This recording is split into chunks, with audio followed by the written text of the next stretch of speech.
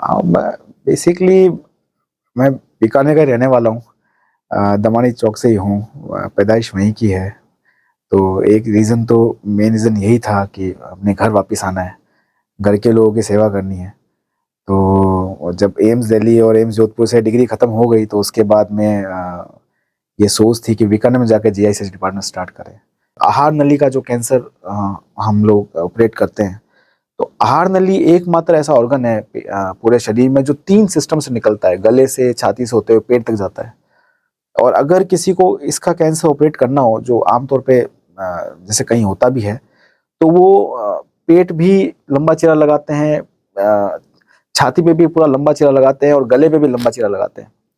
लेकिन जब हम लोगों ने एमएन हॉस्पिटल में डिपार्टमेंट स्टार्ट किया, तो आप यकीन मानिए, हाँ, जो छाती पे जहाँ लंबे चीरे होते थे, तो उसकी जगह 1 सेंटीमीटर के 2 छोटे चीरे से ही हमने सर्जरी करना स्टार्ट कर दिया।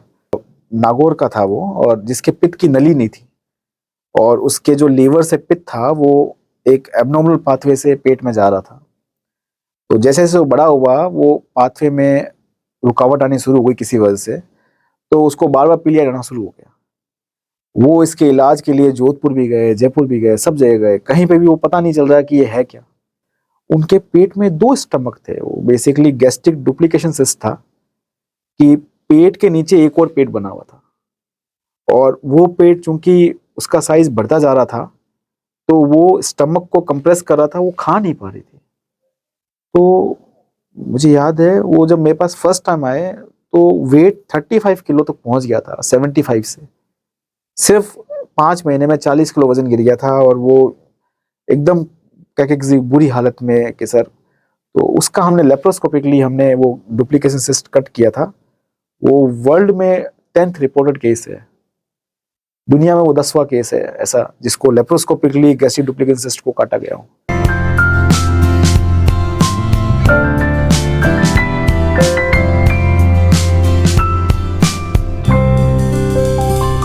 नमस्कार साथियों, एक बार फिर आपका हार्दिक स्वागत है आपके पसंदीदा health care channel doctor diaries में।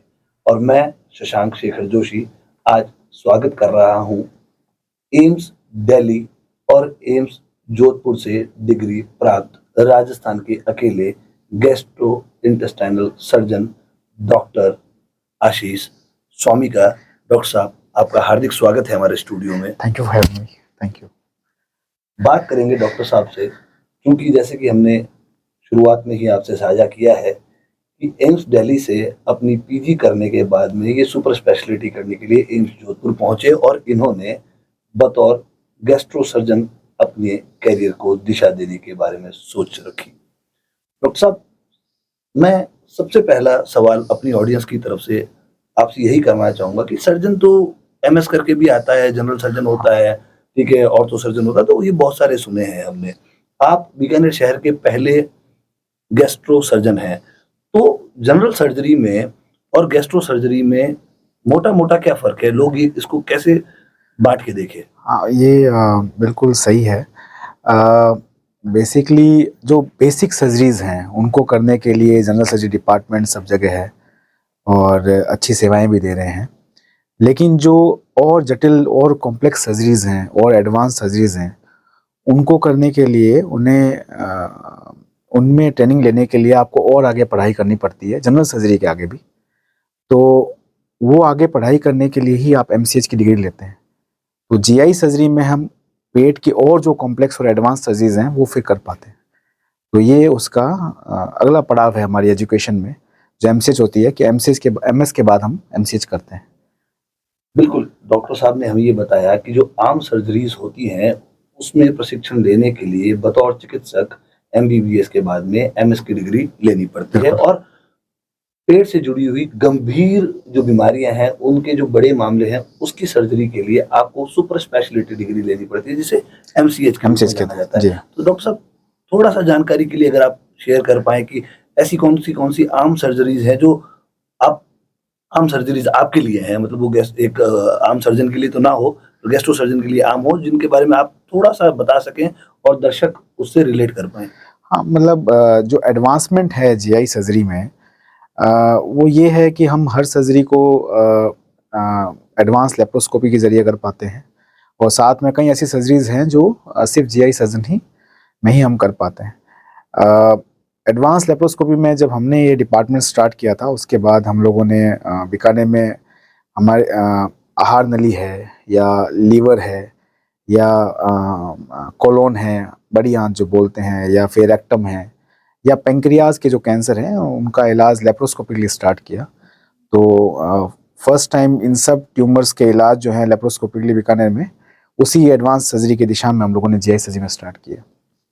उसके अलावा कई ऐसी बीमारियां हैं जो नॉन कैंसर्स हैं, बिनाइन डिजीज हैं, तो उनका इलाज भी बीकानेर में जीआई सर्जरी में स्टार्ट हुआ। जैसे एक्लेजिया कार्डिया एक बीमारी है या बिनाइन लीवर सिस्ट हैं, उनकी जो इलाज हैं वो भी लेप्रोस्कोपिकली बीकानेर में जीआई सर्जरी डिपार्टमेंट में आने के बाद शुरू हुई हैं।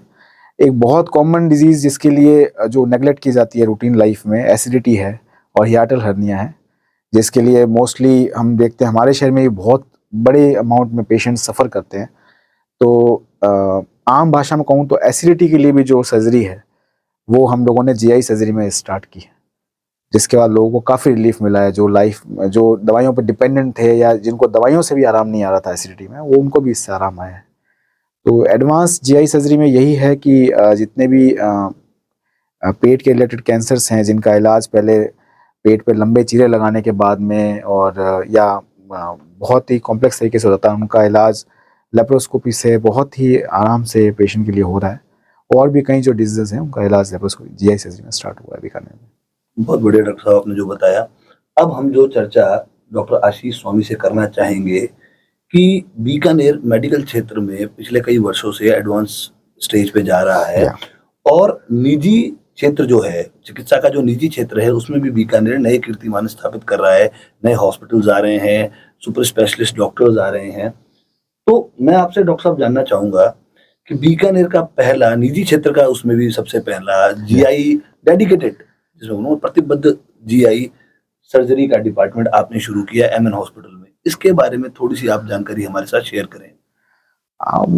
बेसिकली मैं बीकानेर का रहने वाला हूँ, दमानी चौक से ही हूँ, पैदाइश वहीं की है।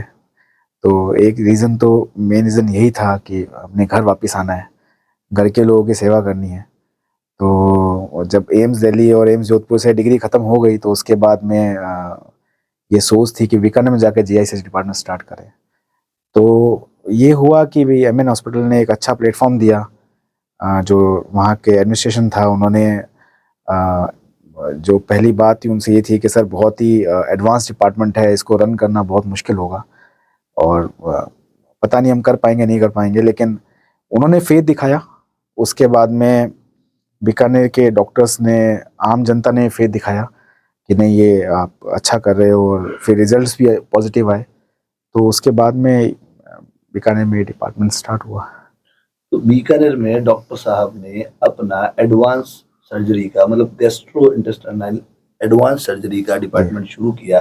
तो इसी कड़ी में डॉक्टर साहब मैं आपसे पूछना चाहूंगा कि एडवांस लेप्रोस्कोपिक जो सर्जरी है उसके क्या क्या फायदे हैं। लेप्रोस्कोपिक सर्जरी बेसिकली जस्ट एक पथरी के ऑपरेशन तक लिमिटेड नहीं है। आज की डेट में हर बीमारी का इलाज लेप्रोस्कोपिकली किया जा सकता है, भले ही वो कैंसर हो, भले ही वो बिनाइन डिजीज हो।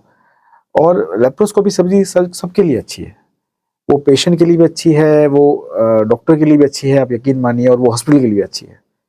पेशेंट जहाँ पहले पेट पर या फिर गले में हम आहार नली का ऑपरेशन करें, लंबे चीरे आते थे, लंबे चीरे की वजह से दर्द भी ज़्यादा होता था, ब्लड लॉस भी ज़्यादा होता था, पेशेंट को हॉस्पिटल में लंबे टाइम रहना भी पड़ता था।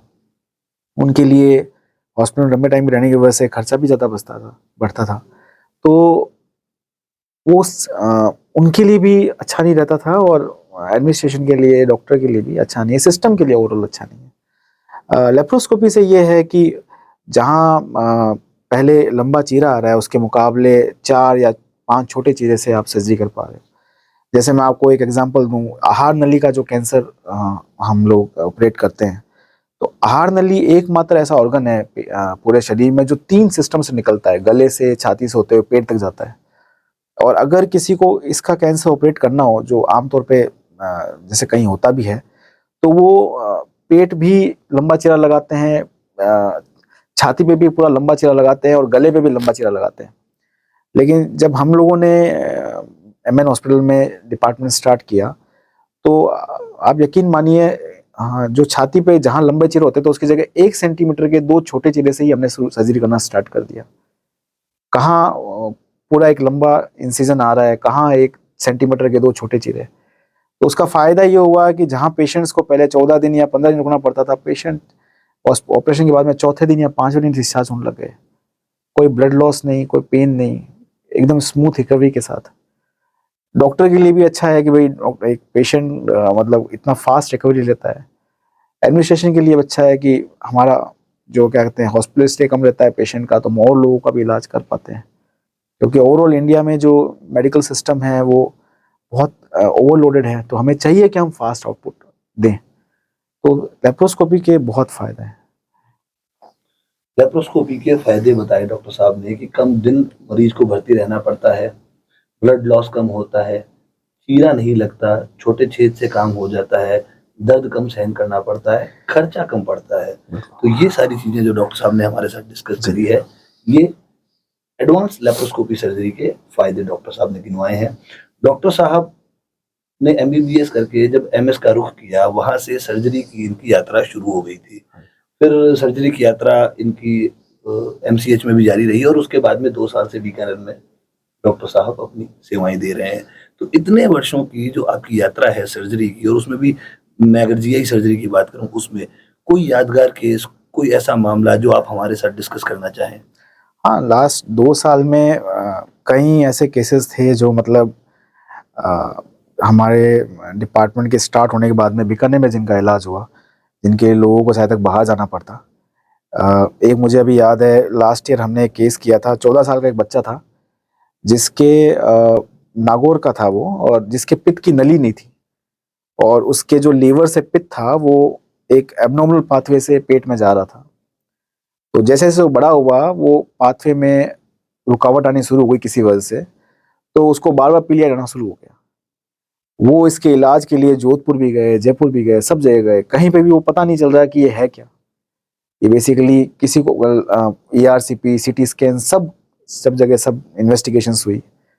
तो जब वो हमारे डिपार्टमेंट में आए यहाँ पे बीकानेर में, तो इन्वेस्टिगेशंस में हम लोग पता चला कि अरे पित्त की नली नहीं है। तो हम लोगों ने सर्जरी करके पित्त की नई नली का निर्माण किया उसके अंदर। तो आज वो बिल्कुल ठीक है। वो इंडिया का फर्स्ट केस था ऐसा। ऐसे ही एक मुझे केस याद आ रहा है, एक 22 साल की लड़की थी, वो निमोनिया हो गया था, वो किसी हॉस्पिटल में वेंटिलेटर पे चली गई थी। तो जब वो उनको वेंटिलेटर पर लंबे टाइम रखा, तो सांस का और खाने का रास्ता उनका चिपक गया, दोनों के बीच में कम्युनिकेशन बन गया। तो जब भी खाना खाए वो सांस के रास्ते में जाए, तो निमोनिया बार बार होता रहे। तो काफ़ी सिक थी वो। काफ़ी डॉक्टर्स ने फिर उनको जवाब दे दिया कि देखिए ये इलाज तो आप दिल्ली जाइए। उन जयपुर में भी उन्होंने बात की, तो उन्होंने मना कर दिया कि हम यहाँ नहीं होगा, अब दिल्ली जाइए या कहीं जाइए। तो वो ऐसा केस लेके फिर वो एमएन में आए, मुझे याद है दिसंबर 2022 की बात है। तो फिर हम लोगों ने पहले थोड़ा सा उसको ऑप्टिमाइज़ किया, निमोनिया ठीक किया, और उसके बाद में हमने वो जो ट्रेकियोइसोफेजियल फिस्टुला बोलते हैं इसको, उसकी हमने सर्जरी की थी। वो भी फर्स्ट टाइम था बीकानेर में कि मतलब ऐसा कोई एडल्ट केस में किसी ने ट्रेकियोइसोफेजियल फिस्टुला ठीक किया। एक पेशेंट थे जो मैंने बीकानेर आने के बाद में दूसरा तीसरा ऑपरेशन किया था। उनके पेट में 2 स्टमक थे। वो बेसिकली गैस्ट्रिक डुप्लीकेशन सिस्ट था कि पेट के नीचे एक और पेट बना हुआ था, और वो पेट चूंकि उसका साइज बढ़ता जा रहा था, तो वो स्टमक को कंप्रेस कर रहा था, वो खा नहीं पा रही थी। तो मुझे याद है वो जब मेरे पास फर्स्ट टाइम आए, तो वेट 35 किलो तक पहुंच गया था, 75 से। सिर्फ 5 महीने में 40 किलो वजन गिर गया था, और वो एकदम क्या किसी बुरी हालत में कि सर। तो उसका हमने लेप्रोस्कोपिकली हमने वो डुप्लीकेशन सिस्ट कट किया था। वो वर्ल्ड में 10th रिपोर्टेड केस है, दुनिया में वो 10वां केस है ऐसा जिसको लेप्रोस्कोपिकली गैस्ट्रिक डुप्लीकेशन सिस्ट को काटा गया हो। तो ऐसे 3-4 ये हिस्टोरिक केस बीकानेर में करने का मौका मिला, रूटीन केसेस से अलग, जो वास्तव में बहुत ही अच्छा आउटकम रहा उनका। तो इन मामलों को जब हम आपसे सुनते हैं कि कोई मामला देश में पहली बार आपने सॉल्व किया अपनी सर्जरी के द्वारा, कोई मामला आपने पहली बार किया, 2 स्टमक वाला मामला आपने बताया। तो जब आपकी जर्नी दिल्ली एम्स से जोधपुर एम्स तक पहुंची और बीकानेर में फिर 2 साल में आपने एडवांस लेप्रोस्कोपी का काम करना शुरू किया जीआई सर्जरी में, आपको इन तीनों जगहों में अगर मैं कंपैरिजन की बात करूं तो बीकानेर तुलनात्मक रूप से कैसा लगा? हाँ, ये बीकानेर अपनी जन्मभूमि तो देखो सबको अच्छी लगती है। नहीं, मुझे लगता है कि यहाँ आना एक मतलब जो डाउट्स थे मन में गलत थे, वो सब यहाँ आना एक अच्छा फैसला था। चैलेंजेस हर जगह आते हैं, हर जगह के अपने चैलेंजेस हैं, लेकिन ओवरऑल मुझे लगता है कि बीकानेर में मुझे तुलनात्मक रूप से अच्छा ही लगा। घर है, लोगों का अच्छा सपोर्ट मिला, एमएन हॉस्पिटल के एडमिनिस्ट्रेशन का अच्छा सपोर्ट मिला, जो साथी डॉक्टर्स हैं उनका मोटिवेशन मिलता रहा, उन लोगों का गाइडेंस, उन लोगों का सपोर्ट, वो सब रहा। तो बीकानेर में एक्सपीरियंस तो अब तक तो अच्छा ही रहा है। ठीक है, आपने बताया कि आपका एक्सपीरियंस अब तक बीकानेर में अच्छा रहा है, आपके सहकर्मी जो चिकित्सक हैं उनका व्यवहार आपके प्रति बहुत सहयोगी रहा है, लोगों ने बहुत प्यार दिया। फिर भी मेरा एक क्वेश्चन अभी बाकी रहता है और इसी से जुड़ा हुआ मेरा सवाल है कि जब आप सुपर स्पेशलिटी करने के लिए एम्स जैसे संस्थान में प्रशिक्षण ले रहे थे, तो फिर आप कहीं बाहर भी जा सकते थे, आपने बीकानेर आना ही वापस क्यों चुना? देखिए सर, ऐसा है कि मेरी जो पढ़ाई है बचपन की वो लूणकरसर में हुई है। मेरे फादर वहाँ पढ़े हुए हैं। लूणकरसर तहसील तक 12वीं की पढ़ाई की हुई है। उनका ट्रांसफ़र वहाँ हो रखा था। वहाँ से लेकर के एम्स दिल्ली तक का रास्ता अपने आप तो तय किया नहीं जाता। बहुत सारे लोग रास्ते में मिलते हैं जो आपका सहयोग करते हैं। बहुत सारे लोग हैं जो आपको कोई मार्गदर्शक बनता है, कोई सहयोगी बनता है, कोई अपोज़िशन भी बनता है, जो आपको मतलब क्या कहते हैं कम्पीट कर रहे हैं, वो भी आपके सहयोगी एक तरीके से। तो आज जब उन लोगों ने उस वक़्त सहयोग किया और जब आप कुछ बन जाओ फिर आप भूल जाओ उस जगह को कि आप वापस वहाँ सेवा दे सकते, तो वो सही नहीं है। अपनी ज़मीन पे जाके लोगों को सेवा करने से अच्छा तो और क्या है, सही है। मतलब हो सकता है कि वहाँ से आप निकल के कहीं और ज़्यादा मतलब बड़ी नौकरी लग जाएँ या अच्छा कुछ आप और अर्न कर लें, लेकिन अपने घर पे आके अपने लोगों की सेवा करने का फ़ायदा तो वैसा अनुभव और कहीं है नहीं। बीकानेर के लाल से बीकानेर शहर को यही उम्मीदें हैं जो भी आपने जवाब दिया। आखिरी सवाल मैं आपसे करना चाहूँगा हमारी इस चर्चा के लिए कि आपकी जो विशेषज्ञता है वो पेट मतलब आहार नली से लेके रेक्टम तक से जुड़ा हुआ जो गैस्ट्रो पूरा रूट है, हाँ। उसकी सर्जरी का है। जी। उसमें हमारी जो गट हेल्थ है, पेट का जो स्वास्थ्य है वो बहुत बड़ी भूमिका निभाता है। हाँ। गट हेल्थ को मेंटेन करने के लिए क्योंकि सारी बीमारियाँ यहीं से शुरू होती है। बिल्कुल। तो और हम जिस शहर से हमारा नाता है आपका और मेरा, हाँ, वो खाने-पीने को लेकर और अपने विविध पाक व्यंजनों को लेकर बहुत मशहूर है देश दुनिया में। तो ऐसे में जहाँ लोग हाइपरटेंशन से, हाइपर एसिडिटी से हाँ। या हम बात करें डायबिटीज़ जैसी बीमारियों से आम तौर पे ग्रसित हैं। जी। ऐसे में आप शहर के आम व्यक्ति को बतौर एक जीआई सर्जन क्या सलाह देना चाहेंगे? तो सबसे बड़ी चीज़ तो यही है आज की डेट में कि हम दिनचर्या को अपनी सही रखें। फ़ास्ट फूड को जितना हो सके अवॉइड करें, क्योंकि वो एसिडिटी का एक बहुत बड़ा कारण बनता है।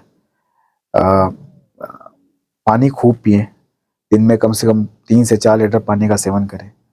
रात को सोने से पहले भी पानी पिएँ ताकि बॉडी डिटॉक्सिफ़ाई होती रहे, ये बहुत ज़रूरी है।